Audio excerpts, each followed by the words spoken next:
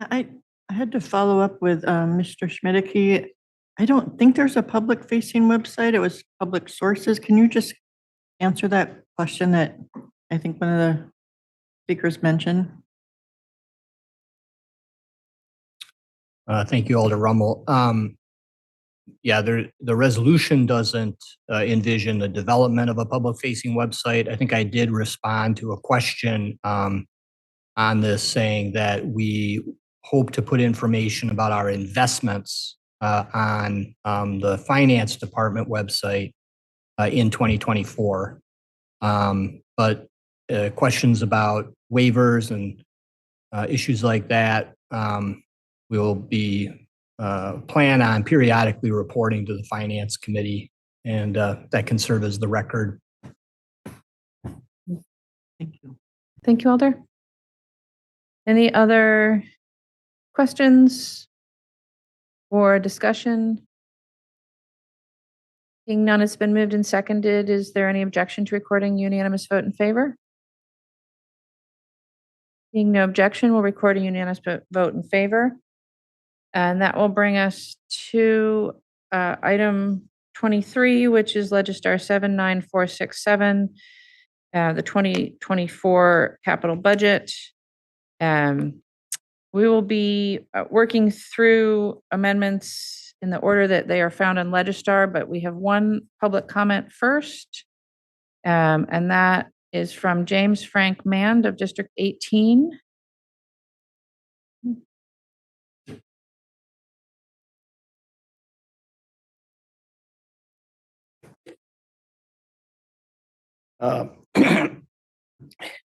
I'm representing Friends of Cherokee Marsh. We've been working with the Parks Department for the last year and trying to come up with some kind of plan for a shelter at the North Unit. And Charles Bianzi, our alderman, has been working with us and with the Parks Department. I've got a short statement here. The Friends of Cherokee Marsh strongly support funding for a shelter in Cherokee Marsh Conservation Park North Unit. A shelter with new restrooms would provide a gathering space for environmental education activities and would make the entrance area more welcoming to visitors. Cherokee Marsh is Madison's oldest and largest conservation park. Of the park's 3 units, the North Unit at the end of Sherman Avenue is the largest with over 3 miles of trails. In a typical week, the park may host buses of school children arriving for hands-on learning. And I should mention that the Friends of Cherokee Marsh provides a lot of the funding to the school district to bring the children out by paying for the buses. Nature walks sponsored by local groups such as Audubon, and there's quite a few other groups. Steady stream of families, friends, and individuals coming to explore the trails and spend time in nature. I live about a mile up from the Marsh, so I'm down there 3 or 4 times a week, and it's not unusual to see half a dozen to a couple dozen cars in the parking lot in the morning or in the afternoon. It's a very heavily used park. But the park has no shelter or gathering space other than 2 picnic tables and a small mold area near the restrooms. We've observed that groups gathering for events, such as we have a monthly Bird and Nature hike the first Sunday of every month. We've observed that groups gathering for events often stand in the middle of parking lot, stepping aside as vehicles come and go. The existing restrooms are well used, but are over 50 years old and are expensive to heat. A shelter for Cherokee Marsh's North Unit is long overdue. If not in this year's budget, the project deserves a spot on the horizon list for future funding. I guess that's all I have to say. Thank you. Are there any questions for the registrant? Seeing none, thank you very much. Thank you. All right. So then, let's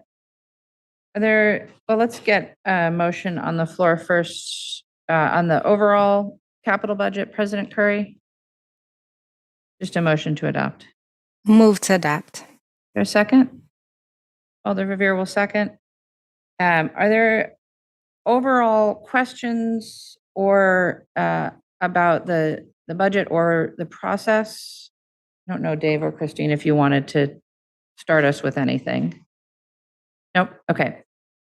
Seeing no overall questions, we'll just jump right into the amendments one by one.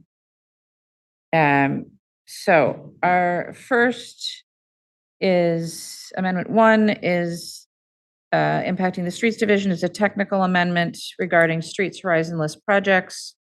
Council President Curry, a motion, please. Move to adopt. Is there a second? Alder Revere will second. Are there questions or is there discussion about this amendment? Seeing none, is there any objection to recording a unanimous vote in favor? Seeing no objection, we'll record a unanimous vote in favor. That will take us to amendment number 2, which impacts CDA redevelopment. Alder Evers, a motion? Move to adopt. Is there a second? Second. You can choose who seconded that one. Plenty of seconds. Are there questions on Amendment 2? Alder Evers, did you wish to speak to it? Yes, Mayor, thank you.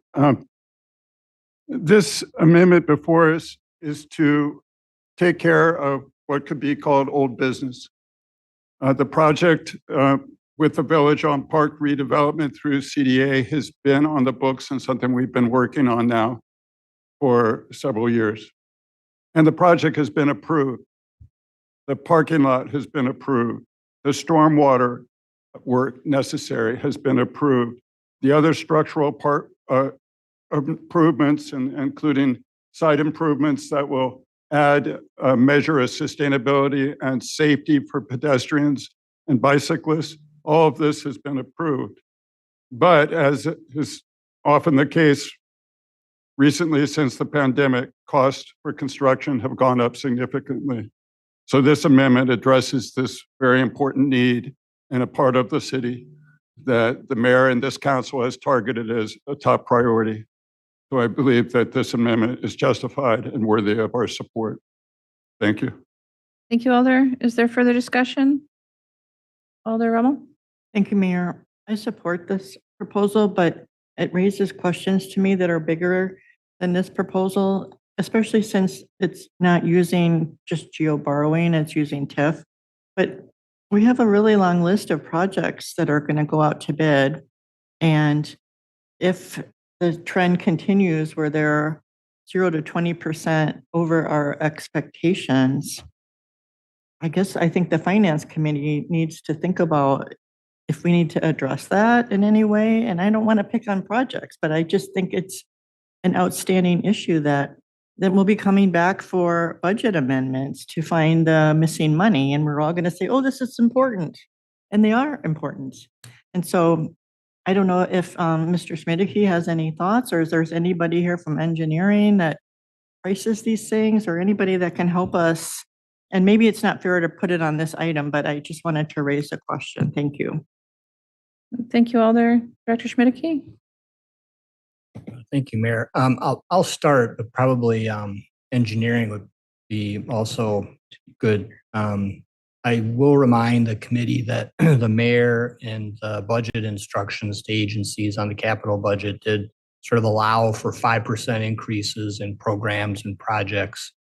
And what you saw in the executive capital budget were some adjustments to budgets, to reflect, I think, both a combination, of, inflation from supply chain issues, as well as, the overall amount of work in the community and the number of companies that are bidding on city projects. So I think this particular project is a good example, and I know PCD director is here and probably speak to this in a little more detail, but that means that the city might have to step back on some of these projects and change how they're being bid, break them into smaller pieces, those are some approaches that could help reduce costs. I know some of these projects are going through what's called value engineering to really try to identify what are the key elements of the capital project. So before you even see an amendment like what is before you today, there's already a lot of work going into trying to shrink that cost in a number of different ways, whether it's strategies on how to bid it, whether it's looking at the elements of the project itself to see if some of those things can be perhaps set aside or the program change in some certain way. So definitely this is a challenge. The city is not the only entity facing it. And so we're trying to respond, I think, both, in how these projects are put together, but also at times we may have to amend the amount of funding for the budget in order to be able to complete it. I think Alder, probably the best person to address your questions is Brian Cooper, our Facilities Division Director, but who is not on the Zoom.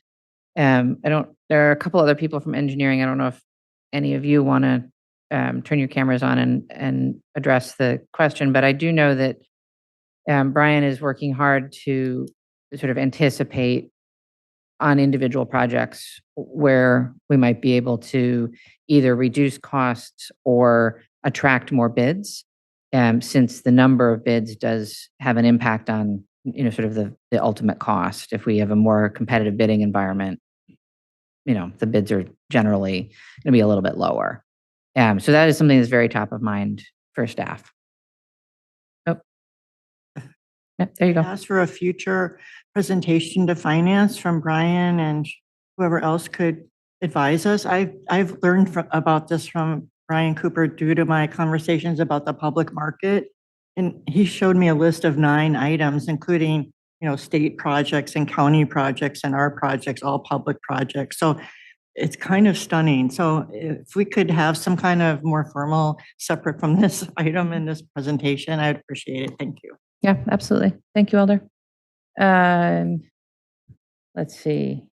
Alder Evers. You all don't have names on my screen right now, so it takes me a minute. Understood, Mayor, and thank you. What Director Schmedeke referenced and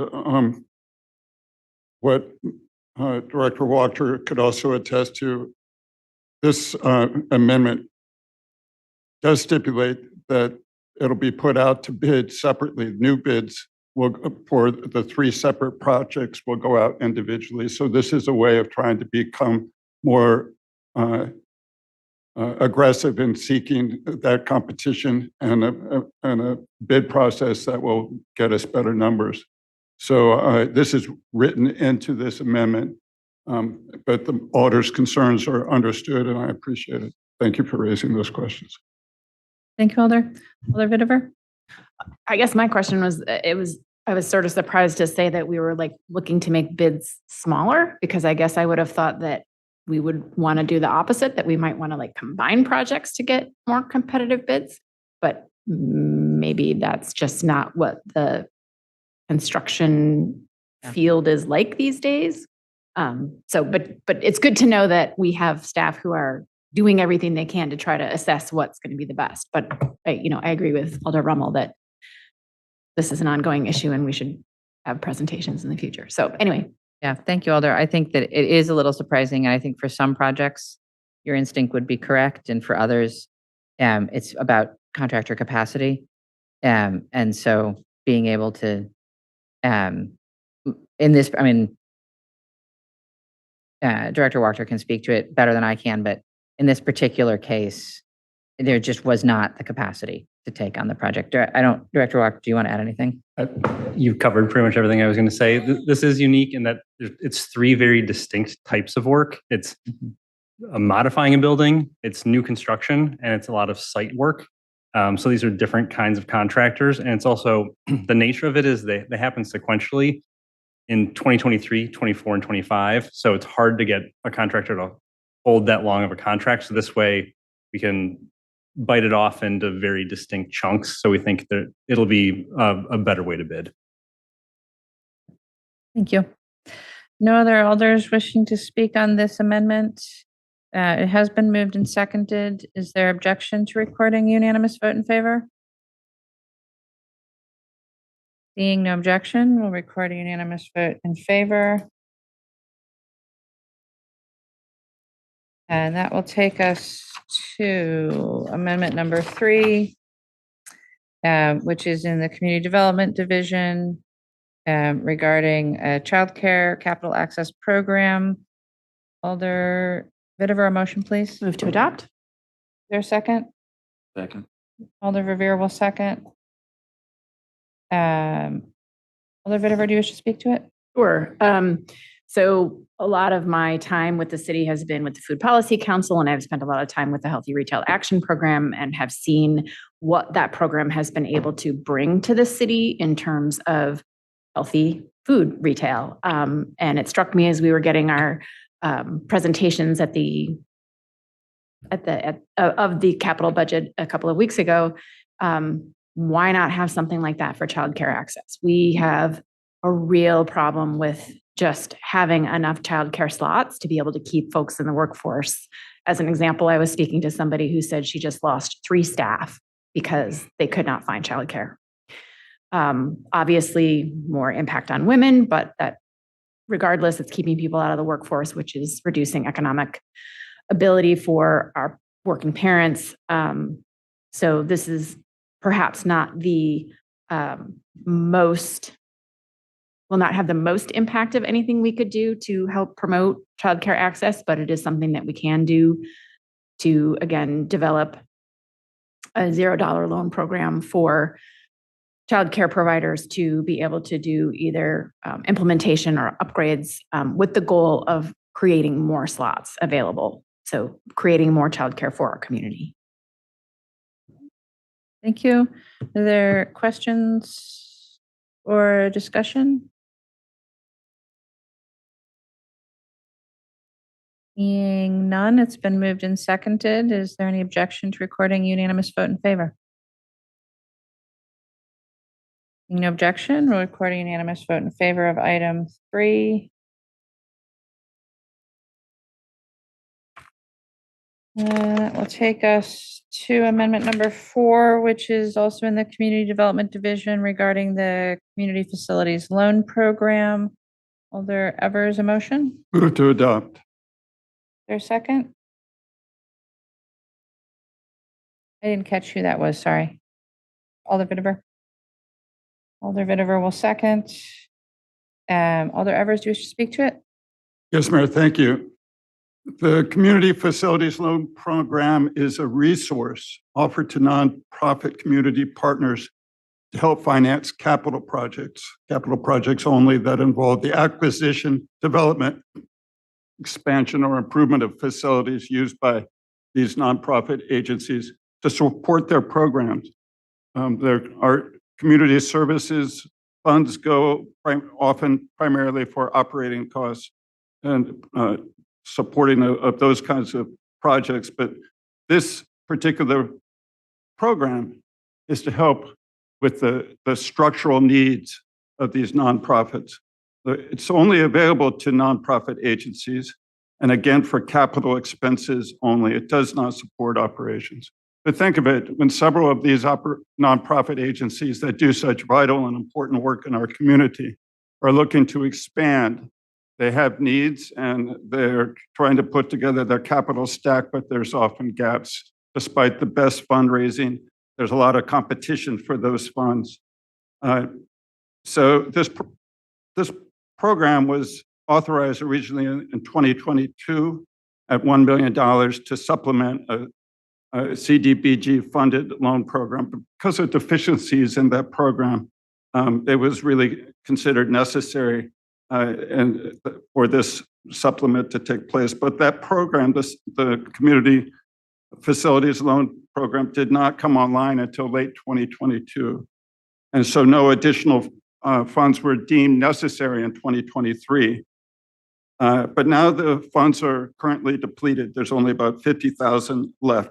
And The way that $1 million has been used up so far, a $400,000 loan to Centro Hispano to help develop their new facility, a $68,000 loan to Literacy Network to help finance the expansion of their programming space, $87,000 to YWCA to pay for rehabilitation of its space on South Park, and $400,000 to the Bayview Foundation to help build their new community center.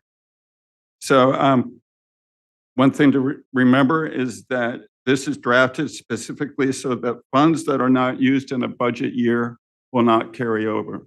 I think this is critically important because nonprofits, just like the city, are dealing with increased construction costs.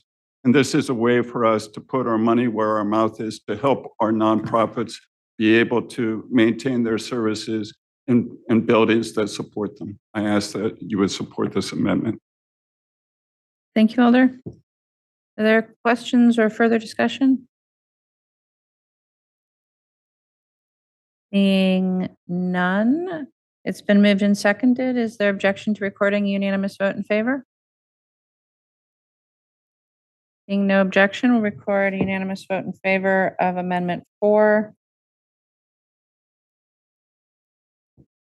Brings us to Amendment 5. Amendment 5 is in the Economic Development Division and regards TID 50. Alder Verveer, Move adoption. there a second? Alder Vitiver will second. Alder Verveer, would you like to speak to it? Thank you, Mayor. This amendment will provide additional $150,000 in TID-supported general obligation borrowing for the Greater State Street Area Tax Incremental Finance District.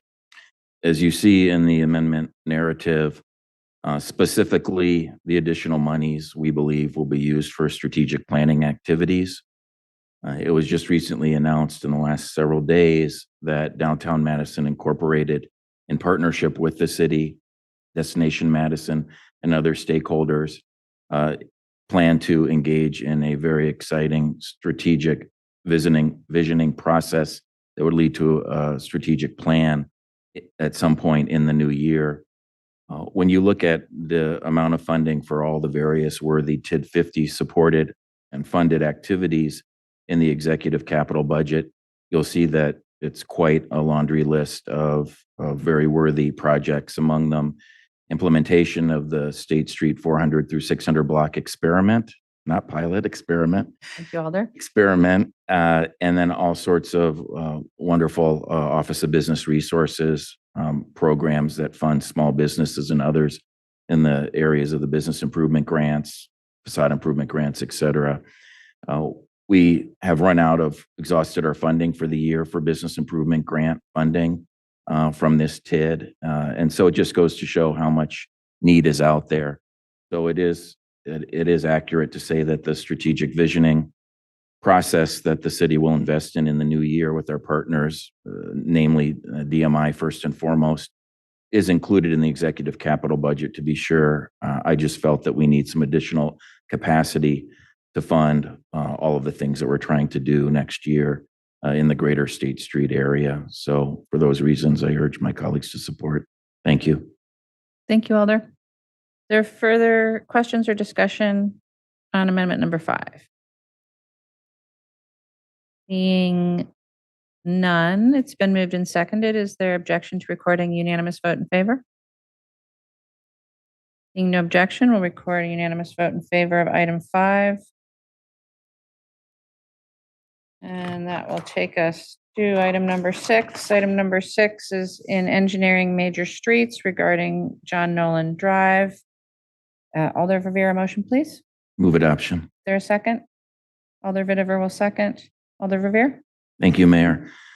This budget amendment will provide the City Engineering Division in the major street section of the budget an additional $800,000 of TID 45, so TIF District number 45 back GO borrowing to support additional design services needed for the John Nolan Drive project. As the amendment states, this in particular will be used to fund a new multi-use path along North Shore Drive, extending to South Bedford Street, and extend the project limits in the other direction to South Broome Street in that very dangerous intersection. The next amendment, which we'll get to momentarily, amendment number 7, in many respects is a sister to amendment number 6. Thus, the many emails that have been sent to us that were bundled and communicated to us via email a few minutes before the meeting began, where you see the amount of support and excitement in the community for once and for all, really for the first time in generations, trying to deal with this very complex intersection in conjunction with the John Nolan Drive reconstruction. To be frank, the John Nolan Drive reconstruction project that has been the subject of many public meetings that many of us have participated in. Project limits did not extend to Broome Street or to Bedford Street in any way. Amendment number 6 will correct that and deal with, hopefully in a very safe fashion, the very difficult intersection that we have at John Nolan Drive, North Shore Drive, and Broome Street, and much more to say on that when we consider the next amendment. So I'll leave it there and thank you, ma'am, for your support. Thank you. Are there questions on Amendment 6, or is there, Alder Evers? Yes, if I could be added as a sponsor to Amendment 6, please. Can I add you as a sponsor? Thank you, Alder. Are there any other questions, or is there any discussion on Amendment 6? Seeing none, it's been moved and seconded. Is there any objection to recording unanimous vote in favor?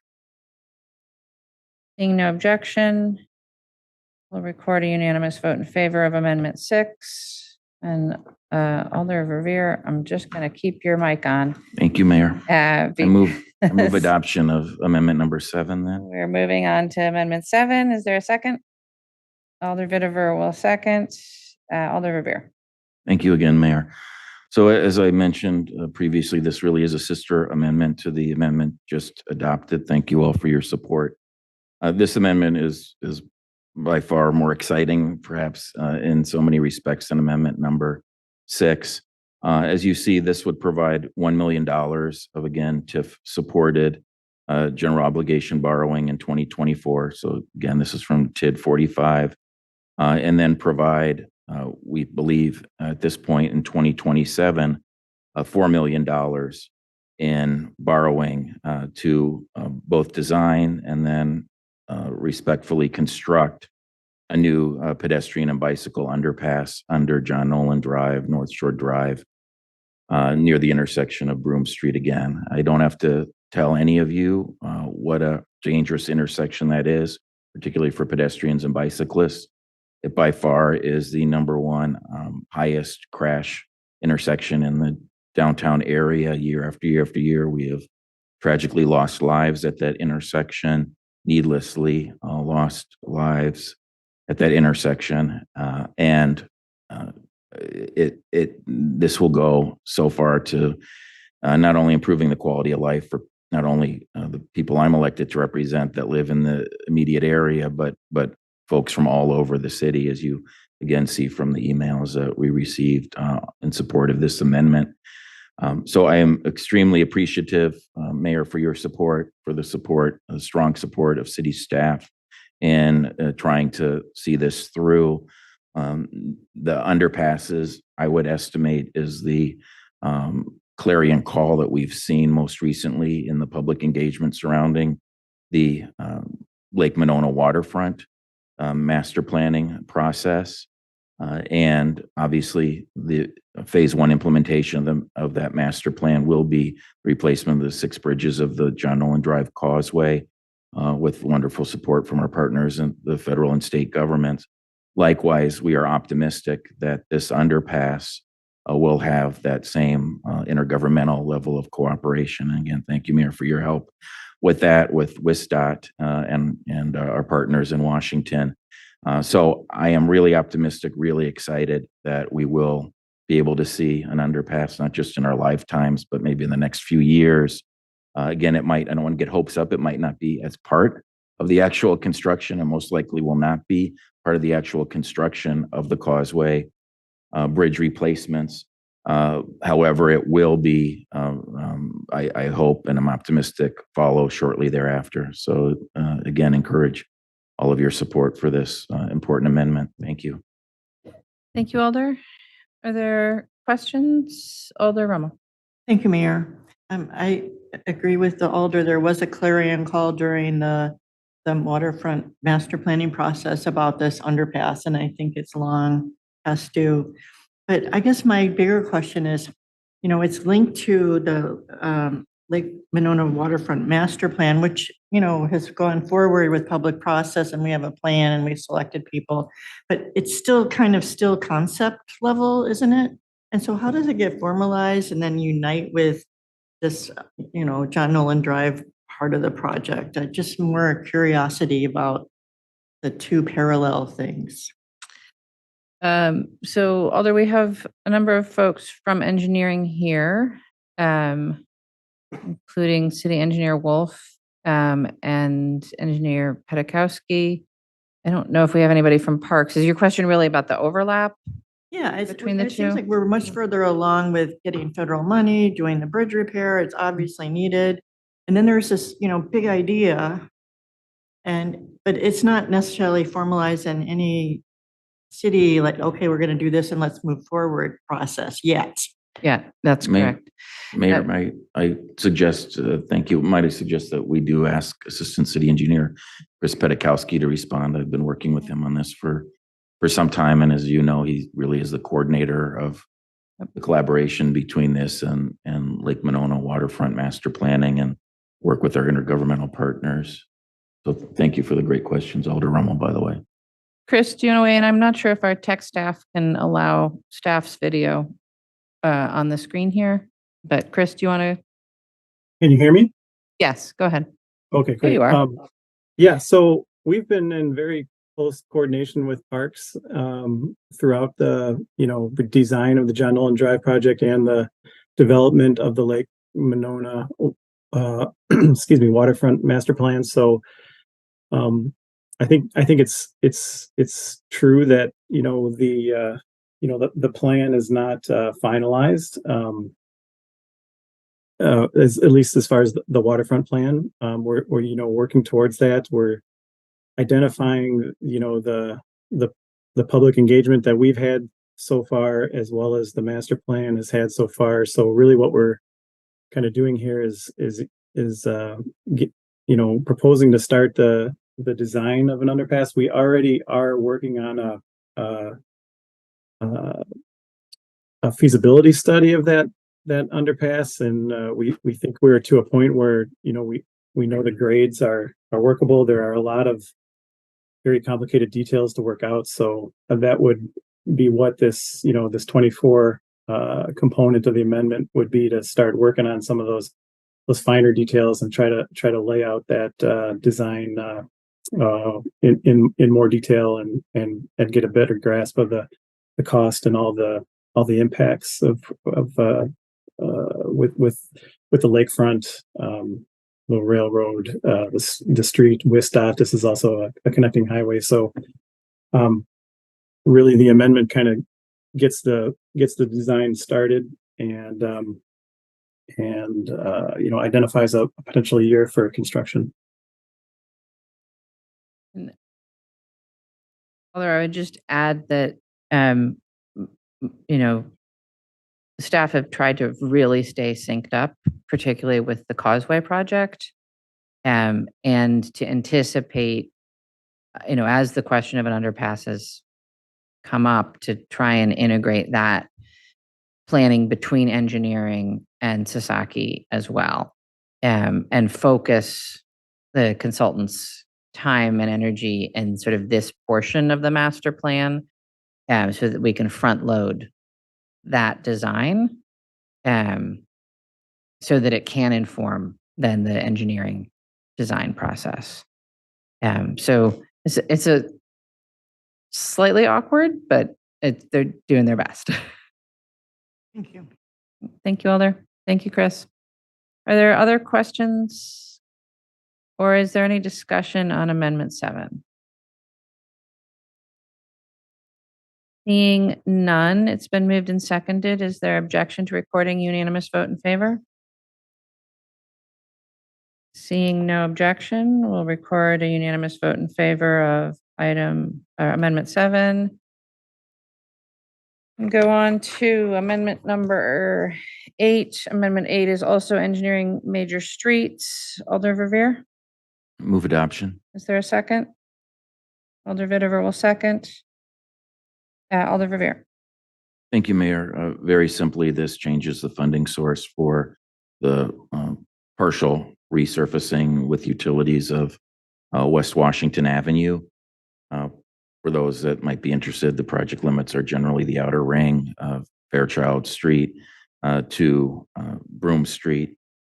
So this simply will provide for tax incremental financing to cover the funding of the borrowing through general obligation borrowing, utilizing again TID 45, the same TIF district that was the funding source for the two previously adopted amendments. Thank you. Thank you, Alder. Are there any questions? Or is there any discussion on Amendment 8? Seeing none, it's been moved and seconded. Is there any objection to recording unanimous vote in favor of Amendment 8? Seeing no objection, we'll record that vote. And we'll move on to item 9. Item 9 is in the library. Alder Verveer, is Move adoption. there a second?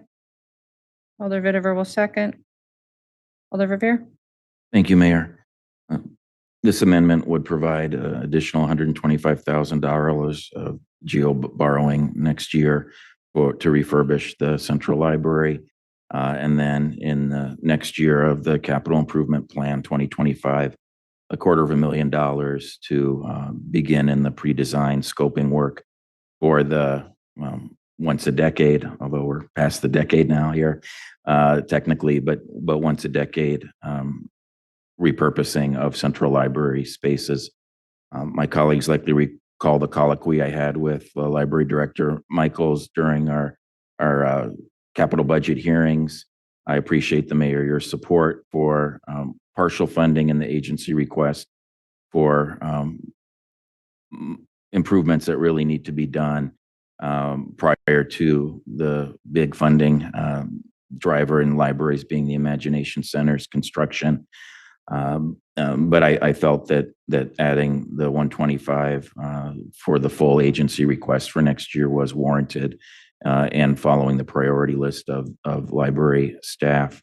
And then I'm hoping that, again, if approved and in the SIP, that whoever our new library director is at this to fill Greg's big shoes can start off on the right foot, so to speak, and have the availability to begin the pre-design and scoping work for modifications to Central Library. The one that, for example, you might remember I mentioned my colloquy with Greg was the fact that unfortunately the teen space at Central has never been really utilized to its potential, and it unfortunately just never caught on with the teens in our community, and that really that area is calling to be repurposed when we can afford to do so. So I urge my colleagues' support. Thank you.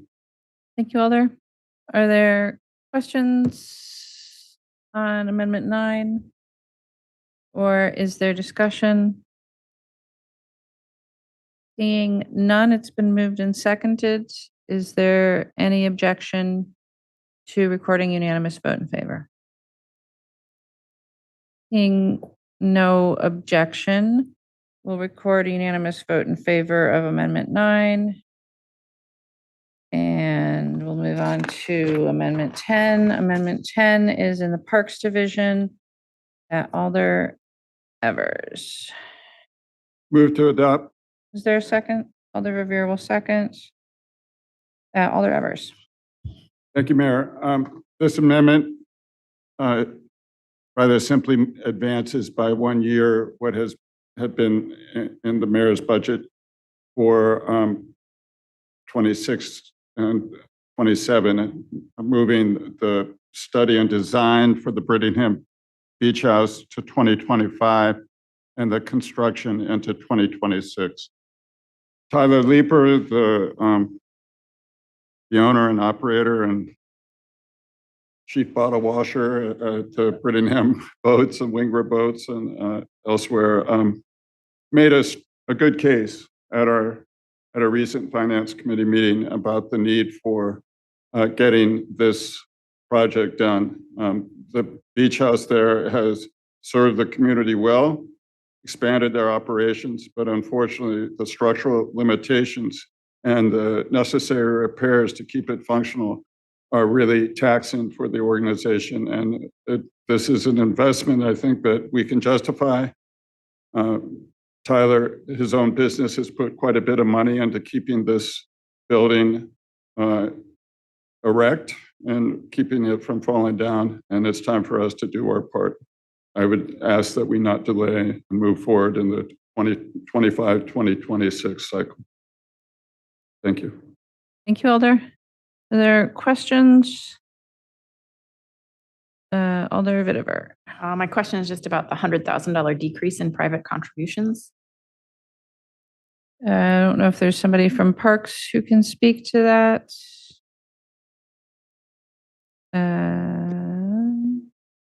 CJ?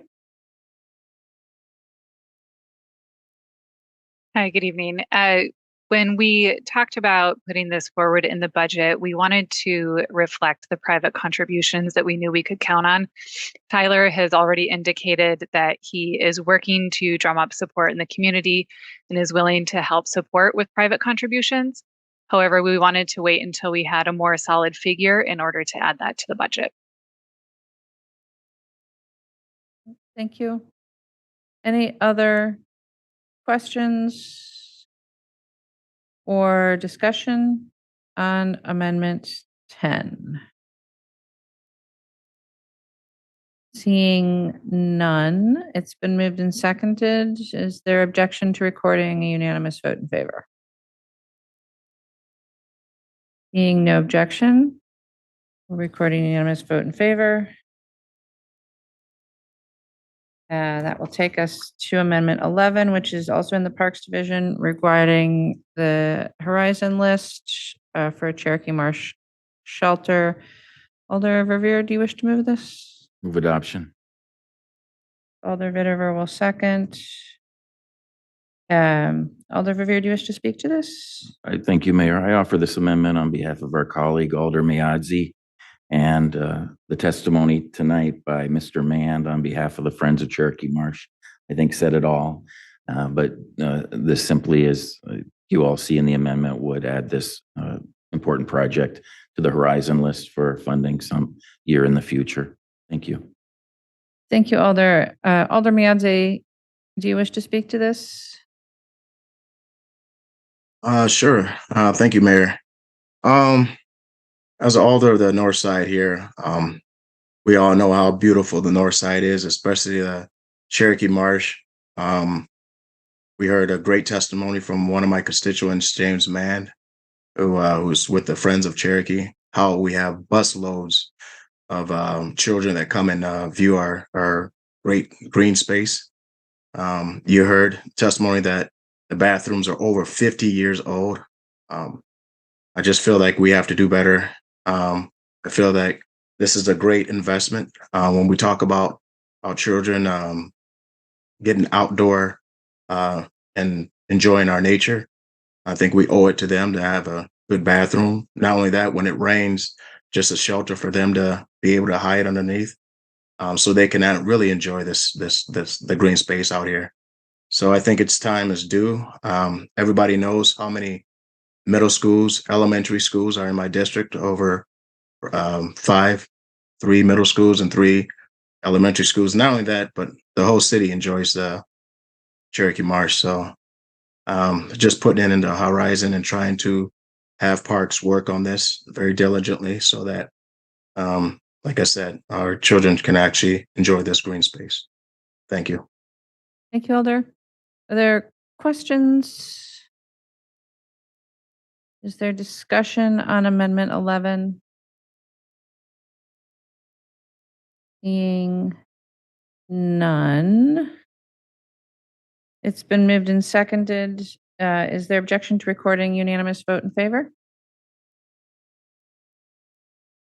Seeing no objection, we'll record a unanimous vote in favor of Amendment 11. And that will take us to Amendment 12, which is also in the Parks Division Horizon list regarding a Warner Park splash pad. On Amendment 12, it's a courtesy sponsor, but President Curry, would you be willing to move it? Move adoption. Thank you. Is there a second? Alder Verveer will second. Alder Miadze or Alder Latimer Burris, do either of you wish to speak to this? Sure, Mayor. I'll speak to it. I guess since 2015, $850,000 was put into the budget for additional. First, it was for the splash pad, but then they moved it to add an extra gym. As you guys all know, that the gym over here on the north side is well beyond. We only have one gym, which we need, in desperate need another gym. But also too, a splash pad was talked about in 2015 as well. So as we get another gym over here on the north side, I think it's like I said, imperative that we also have a splash pad or even a pool. I know a lot of people love a pool instead of a splash pad, but given the budget and the restraints that we have during the budget, we're just asking for a splash pad. Like I said before, with all the schools over here, Lakeview, Sherman, Mendota, Gompers, Blackhawk, 7 different schools. I mean, these kids have been asking for a splash pad or a pool for years now, ever since 2015 or even beyond. We had kids using the Cherokee Golf Course if you had a membership at the Princeton Club, but there's none that is stopped. So they don't have a pool over here or a splash pad. I know the city, we sent out a press release about if it's when it was hot out. I don't, most of the colleagues probably remember this, but to get to a pool, get to a splash pad. So, our kids over here, they definitely need something, keep them cool, keep them out of trouble, something to do. So I just wanted to see if I can get this in the horizon to actually have city staff start really seeing if we can invest in it. Not only that, we've had friends of the Cherokee that has been raising money, even doing a capital campaign for a swimming pool and a splash pad. So I think it's important that at least we put this in horizon. If a capital campaign does rise out of it, or this group thinks about raising more money, who knows, the city could probably match it. So just simply putting this on a horizon that hopefully one day either a splash pad or even a pool will come through fruition. But we're talking about a splash pad, so it's only $2 million. So hopefully be able to raise that or get funding or something. But just wanted to get this into the horizon. Thank you. Thank you, Alder. Are there questions or is there discussion? Alder Figueroa Cole? Thank you, Mayor. So maybe this is a good time to ask if you can just give us a refresher, especially for the new people, what the Horizon list is, how those items get added to it. Sure. Dave or Christine, do you want to speak to the Horizon list process and what it's for? Yeah. So the intent of the Horizon list is really to identify those projects that may have reached sort of a conceptual phase but still need more work regarding understanding the full scope, what the cost is going to be, including operating costs, any sort of work around further conceptual development and design. And so that's what the Horizon list has been envisioned as a way to sort of capture those conceptual projects that are more than an idea, but less than a fully developed project that's ready to move into the capital improvement plan. The idea then is that work is done. There is a small amount of funding in the engineering facilities budget to help further scope out projects that are on the horizon list. And if you look at this year and prior years, projects do move from what were previously on the horizon list into the capital improvement plan as that information is developed and is available to have sort of a fully fledged project to move forward. So we will be seeing the numbers then by next capital budget, you think, or would that be provided earlier during the year?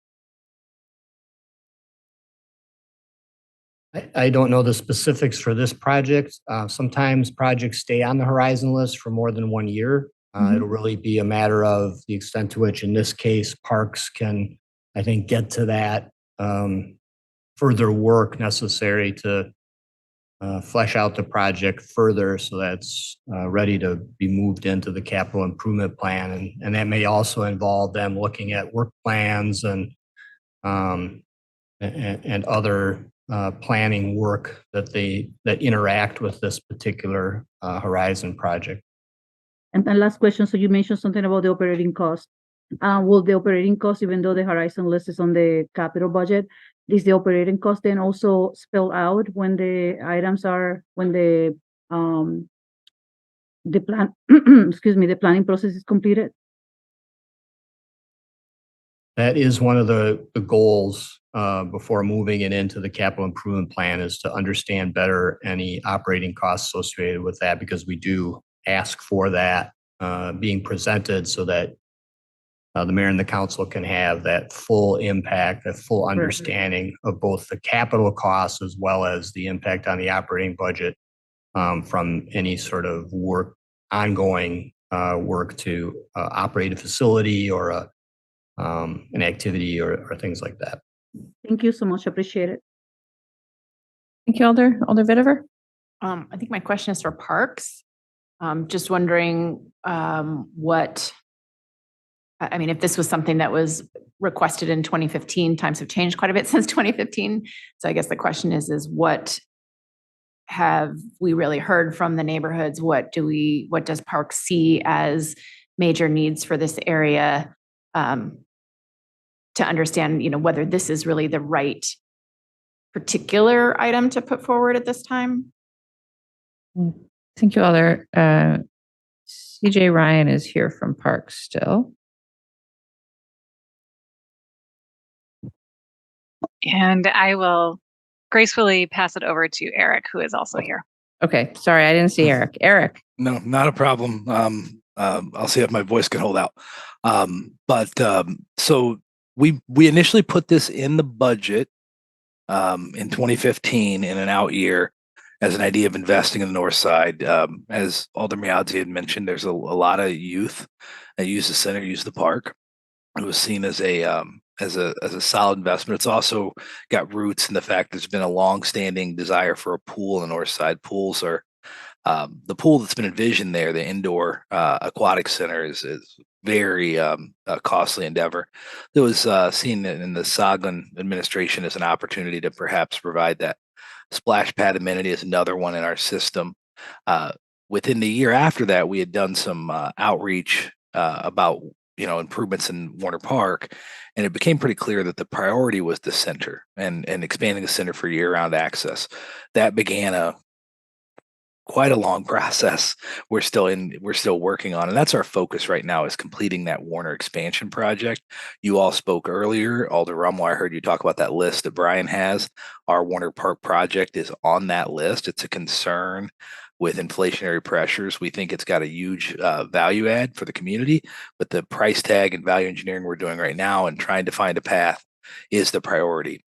I don't think anyone would be against, I shouldn't say that. I think generally a splash park or splash pad that would go with our new accessible playground there would be a hit, much like Elver and Rindell Park has a splash pad. They're very popular, with a younger demographic, pre-middle school, I'll say.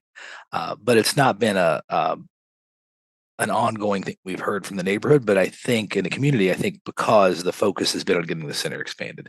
I hope that addresses the question that was asked and what we've heard and where the roots were from 15 and how we pivoted towards the center expansion.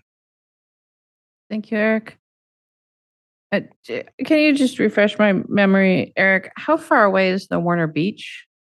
From the center, I should know the sign. It's up in the park with how the distance 3/4 of a mile walking, about a half mile as the crow flies.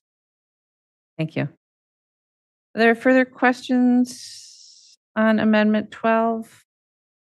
Alder Vitter? Sorry, just, I guess this is more the finance question. So we can put things on the horizon list and then they might come off later. Is that correct? Or does putting it on the horizon list say we are really committed to doing this sometime in the next 5 years? You can put things in the capital improvement plan and you're not committed to those either. So it really is up to the council each year.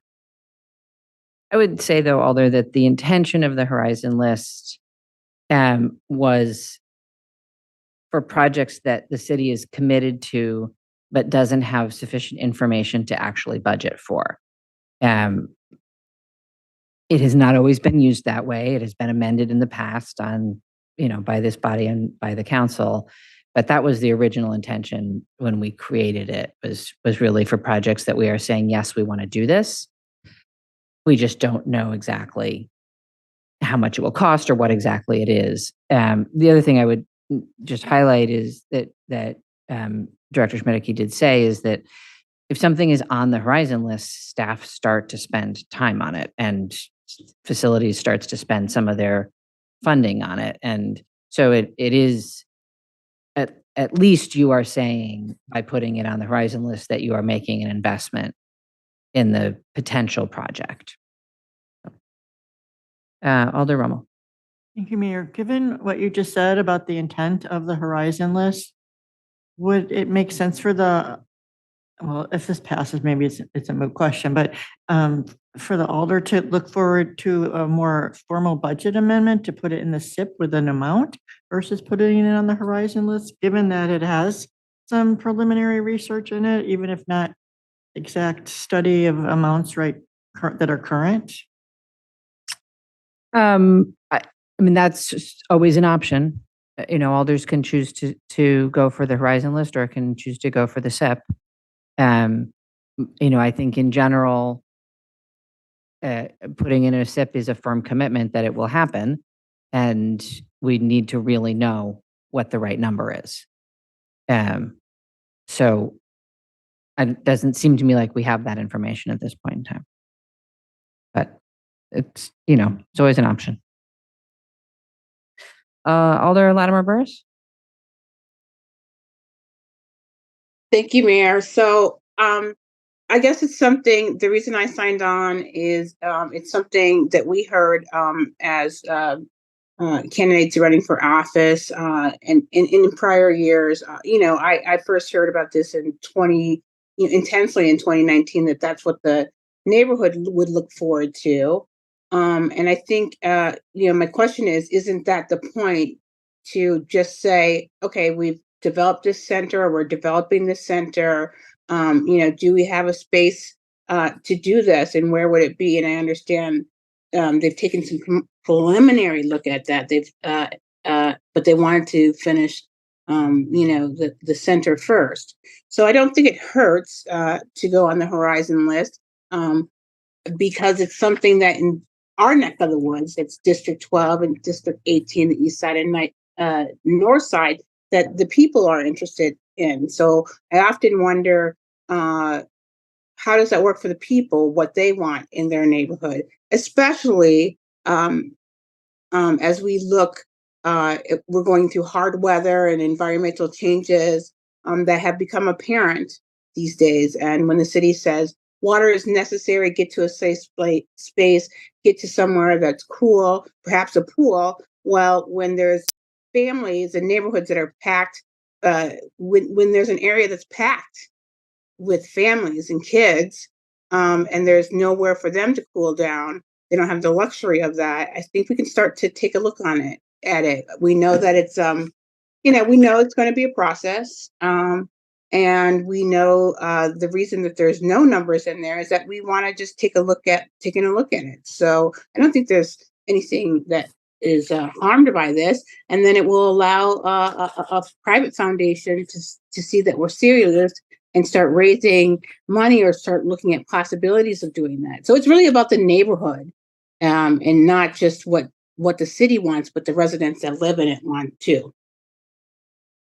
Thank you, Mayor. Thank you, Alder. Alder Vitiver. I'm gonna move to place this on file without What's the word? prejudice. Thank you. I'm like, the word was only because it does really feel that the staff do need to concentrate on that recreation center.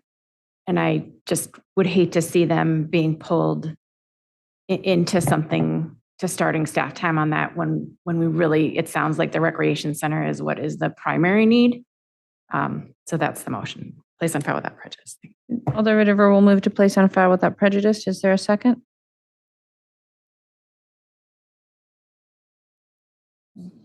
Alder Rivera will second for discussion. All right, so the motion before us is to place on file without prejudice.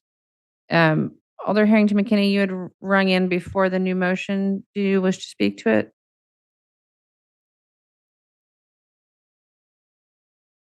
Alder Harrington McKinney, you're muted.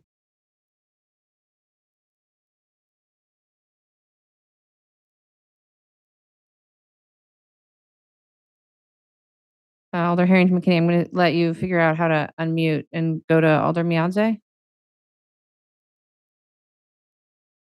I please urge my colleagues not to put this on file. As of right now, Eric Knipp, if you could speak to this, there already is a group that has been waiting for this from 2015 that has been raising money already. So if we put places on file and say they raise enough money, I'm even meeting with some other people that are talking within the neighborhood that can raise some substantial money for this. So therefore, if money is raised for this and they come to city staff within a couple of years and say, can we do this? There should be there shouldn't be a problem. So I would hate for this to, like I said, there's no hurt in putting it on the horizon, because 5-10 years from now, it does not say that staff has to focus on this right now. So why, if we have people that have money already investing in this, the north side has been put on hold for way too long on a lot of things. Like they just pointed out, this was something that was 2015. It's now 2023. So I just want to say to keep this in horizon, let people raise money like they have been, a pot of money, and who knows, to next year put on a SIP and show that we have money to match it. By place it on file, that just shows a bad that we're not trying to do our job and believe in investing in the north side, especially when you have people already raising money. Thank you. Thank you, Alder. Just a question for you. Is it the circle of friends that you're referring to in terms of the fundraising, the group that has been fundraising for a pool for, say, probably 15 years now? And are they committed to shifting their focus to a splash park? I believe anything that is for the kids on the north side. So I mean, I'm not sure if they're going to switch their to a splash pad. So I can't really speak for them, but I know that they're raising money for something tangible for our kids on the north side, especially since it's so hot. So Thank you, Alder. thank you. Alder Latimer Burris. Yeah, I just want to, just kind of, support what Alder Mayatsi is saying. It's, the staff is working on the center, and it's, how does it hurt to incorporate the future into it? We know that something like this takes time, and it doesn't really matter if it's somebody has been working on a vision for 15 years. I mean, we went down this whole city. We went right to Monona Terrace. Frank Lloyd Wright worked on that since 1950. So I don't think that it's I mean, maybe you want to manage and control the time that staff uses.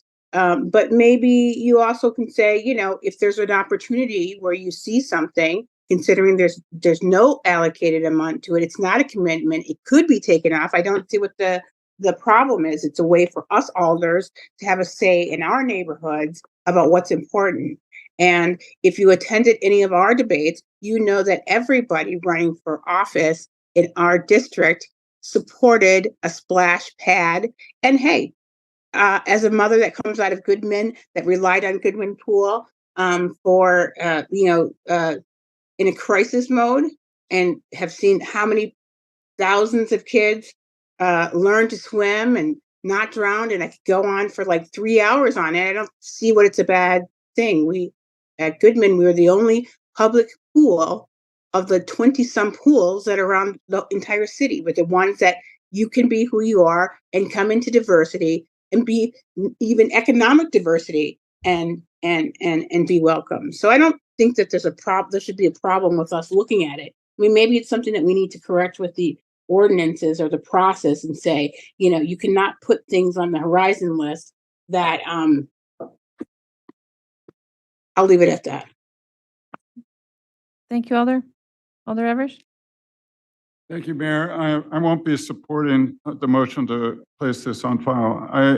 I think that the context of putting this on the horizon list can be with the understanding and the caveat that staff focus on the priority with the community center, and then when they have time to direct their energies toward figuring out whether the splash pad and when and how to move forward. I don't think one precludes the other. And I think with that understanding, and if we need to add a sentence, a friendly amendment to this particular amendment, where we add a sentence that work on this not to be started until the community center is sufficiently completed, I'm fine with that. The horizon list doesn't require, in my mind, that level of specificity. It doesn't mean that putting something on the horizon list elbows another planning project out of the way. I trust staff to be able to maintain their list of priorities in their project plan, and I don't think we need to micromanage that. Unless staff says this is too much, and they're not in support of that, but I haven't heard that, so I won't be supporting this motion. Thank you.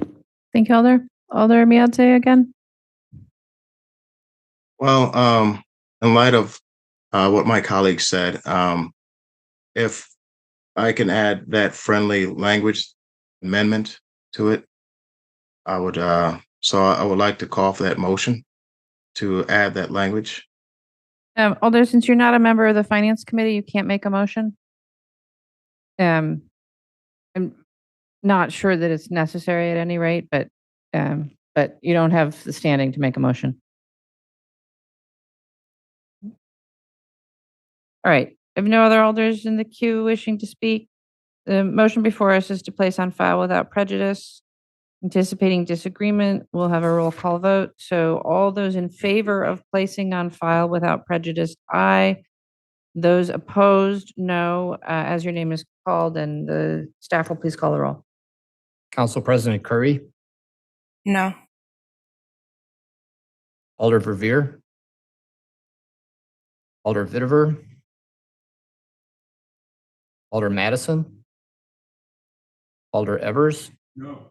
Alder Rummel. No. Mayor, that's one aye. 1 aye and 5 noes. The motion fails. We're back to the main motion, which is to adopt. Is there further discussion? Seeing no further discussion, is there objection to recording unanimous vote in favor? Seeing no objection, recording unanimous vote in favor of Amendment 12. And move on to Amendment 13. Also in the Parks Division regarding the Horizon List, Wingra Triangle Park, Alder Evers. Move to adopt. Is there a second? Alder Verveer will second. Alder Evers? Yes, this amendment adds planning for the Wingra Triangle Park to the Horizon List. And what the Wingra Triangle Park is conceptually, and what the Wingra Triangle is that the smaller triangle in District 13 that's bounded by Fish Hatchery, South Park, and Wingra Drive. And it's in this area where we've seen increased amount of housing, and not just housing for single adults, but also families with young kids. And it's and some of this added density to our community does not involve sufficient green space on site. It's not always possible when we're adding density to provide green space on site for each housing project. But it's incumbent upon us as policymakers in the planning of increased density in our city to acknowledge the need for some green space, some place for our kids to play, some places for our adults to recreate, and to be able to do so without having to cross busy corridors like South Park and Fish Hatchery, which are, quite frankly, are rather treacherous to cross at this present moment. So I've been talking to staff for some time about this, and I understand their workload and it is what it is. But by putting this into the Horizon List, we say that this is sufficiently important that staff can start allocating some planning resources towards this.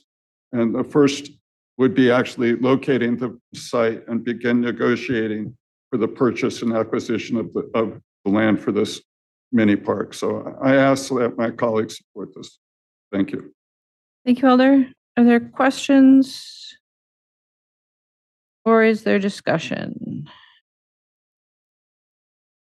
on Amendment 13? Seeing none. It's been moved and seconded. Is there objection to recording unanimous vote in favor? Seeing no objection, we'll record a unanimous vote in favor of Amendment 13.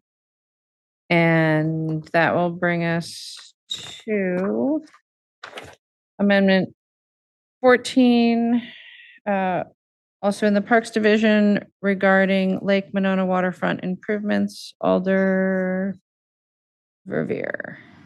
I move adoption. Is there a second? Alder Vitiver will second. Alder Verveer? Thank you, Mayor. Well, speaking of the Horizon List, this does the opposite of the last several amendments, and that actually makes some space in the budget presentation Horizon List area by avoiding perhaps some unnecessary confusion by including the all important Lake Monona waterfront master planning efforts and implementation in one place in the Parks Division budget. Admittedly, as we heard earlier tonight, City Engineering Division has several critical projects in this capital budget that are related to the Lake Monona waterfront improvements. But as some might recall, I raised this concern in our capital budget hearings that there might be some unnecessary confusion if one just looks at the Horizon List and thinks that perhaps nothing's happening with the Lake Monona waterfront project because nothing could be further from the truth. So urge my colleagues to support this simple correction to make clear that Lake Monona waterfront is indeed one project, is funded in the new year, and some out years of the SIP, but with that additional language about additional phases. Thank you. Thank you, Alder. Are there any questions? Alder Rummel. Thank you, Mayor. I guess the Alder's right to raise the question of confusion, because when I went to the budget book on page 161, it shows $350,000 of a mix of geo and impact fees. And it says it's for causeway improvement design. And isn't that in streets and not parks? I'm a little confused because the amendment doesn't even show there's any money you know, I mean, like some of the other ones do show a little box about how much is, you know, a narrative, like how much is the project going to cost, and this doesn't have that kind of information. So can someone help me? The number of people from Parks and Engineering, I'm not sure who would like to take that, but I mean, I think the simple answer is that the Causeway is both a street and a park. It's a causeway and a park? Yes. Well, not exactly, but Well, the intention moving forward, causeway, Mayor. the intention moving forward is that it will be both a street and a park. I mean, not the literal same land, but that we will have a linear park that reaches from Law Park to Olin Park. Okay, so the causeway to me means general and dry, but you're saying it's Yes. that little corridor. So maybe the language is just confusing me, and you're saying it's for the general corridor land improvements. I think that's right. Yeah, the funding for the planning in the Parks Division is for planning of the green space adjacent to the roadway and the transportation infrastructure. We are certainly not planning the transportation infrastructure and certainly not the bridges. Our friend Chris in engineering does a really good job on that front. But that's what's referenced as in the causeway. And I understand Alder Emmel, probably as the mayor indicated earlier, we're doing our best to keep these separate projects that are really interrelated together. And some of that's going to be linguistically, I think, as we move forward as well. Thank you, Director Knapp. It kind of gets back to my previous kind of question of like the parallel nature of these things. So, you know, the proposed language talks about future budget requests, but there is a budget request. So, I mean, that is a little confusing too. So, you know, in future years, there will be more information, I think is kind of what we're getting at. I understand it now. Thank you. It's just not that clear in my view. Thank you, Alder. Further questions or discussion on Amendment 14? Seeing none, it's been moved and seconded. Is there objection to recording unanimous vote in favor? Seeing no objection, we'll record a unanimous vote in favor. Take us to Amendment 15, also in Parks, regarding parkland improvements. Alder Verveer. I move adoption. Is there a second? Alder Verveer will second. Alder Verveer? Thank you, Mayor. This amendment adds a modest $25,000 in park impact fee money for the lakefront porch. The lakefront porch has been the subject of other city funding over prior capital budgets, namely from the water utility. For those that aren't familiar, but I think most all of you are familiar with this project. This is a community-based project entirely led by volunteers that has done amazing work to get us where we are today, where we hope construction will begin in the very near future on the surface of the water utilities Crawley Station, which is both a well and reservoir there at East Wilson Street and South Hancock Streets. This council adopted the transfer of the surface of that water utility property to the Parks Division, thus our ability for the first time ever to utilize some park impact fee money to complete this project. Urge my colleagues to support. Thank you. Thank you, Alder. Are there questions? Or is there discussion on Amendment 15? Seeing none, it's been moved and seconded. Is there objection to recording unanimous vote in favor? Seeing no objection, we'll record a unanimous vote in favor of item 15. Take us to item 16, which is in traffic engineering regarding traffic signal installation. Alder Verveer? I move adoption. Is there a second? Alder Verveer will second. I don't believe Alder Tischler. Oh, Alder Tischler, do you want to speak to this? Yes, I offered this amendment on behalf of Alder Tischler and would yield to him. Thank you. Thank you, Alder. Oh, yeah, thank you. Yeah, this part of District 11 is growing very fast. We're adding a lot of new high density housing. It's also an area where we have some large shopping malls. We also have senior housing We have a post office, also a large park. Also, going across the street where we're looking at adding, or actually replacing a traffic light that will be taken down for some culvert work that we're adding there, and I'll let Yang speak to that. But this is also a pedestrian corridor because you can walk from Rennebaum Park across this intersection, past the post office, and then there's a path and a large stairways that go down to the shopping mall. So a lot of pedestrian traffic here. So we're looking to keep a traffic signal at this spot, and I'll let Yang give us some more specifics on this. Thanks. Thank you, Alder.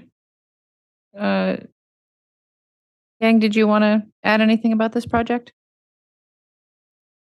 Yeah, thank you, Mayor. Thank you, Alder Tichenor. So actually, Alder Tichenor did a very good job summarizing the need. And I just want to add the reason that we came here for budget amendment is because the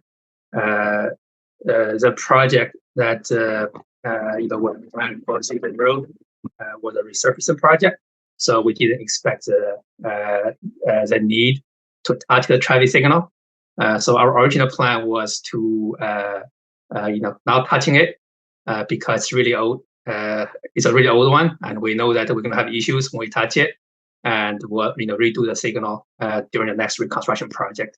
But as Alder Tichenor mentioned, and because of the some design work, and now the source system needs to be touched on, and it's going to touch the traffic signal. And as I said, it's a very old. We have a very old infrastructure underneath and above the ground. So once we touch it, it's going to be impossible for us to keep it going. So we need extra fund to replace the signal and also bring it to today's standards. And the chicken did a great job mentioning the surroundings of it, and I also want to mention that just really quickly highlight that this traffic signal serves lots of seniors living nearby, and also as the area develops, we expect more and more pedestrians using the intersection, and also we have a BRT station added close by, and we expect some usage for transit users as well. Even though they can use the next signal, but this will be another option, could be faster. We also did a lot of work, make sure the signal operation here will not impact the signal operation at the next intersection. This one actually will have a lot of flexibility.